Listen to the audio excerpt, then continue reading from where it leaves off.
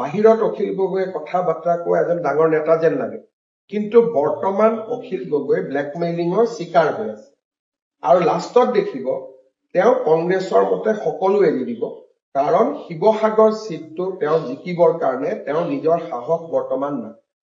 আৰু সেই কাৰণে অখিল গগৈয়ে যে আপোনালোকক টাইম দিয়ে, আজি ৰাতি 12টা, কালি ৰাতি 5টা, পৰহি 2টা বজাত, এইবিলাক টাইম দিয়ে কিয়?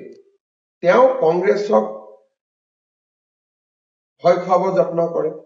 কংগ্ৰেছেও বুজি পালে যে অখিল গগৈৰ দুৰ্বলতাটো শিৱসাগৰত লুকাই আছে, সেইকাৰণে কংগ্ৰেছেও ব্লেকমেইল কৰি আছে। এতিয়া ৰাইজৰ দলেও কংগ্ৰেছক ভয় খুৱাব খোজে, কংগ্ৰেছেও ৰাইজৰ দলক ভয় খুৱাব খোজে।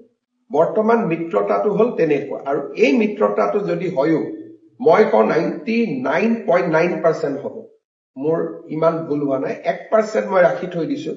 যদি অখিল গগৈৰ বিবেকত দংশন হয় বেলেগ কথা, কিন্তু তেওঁৰ যে বিবেক আছে এইটো মই নাভাবো।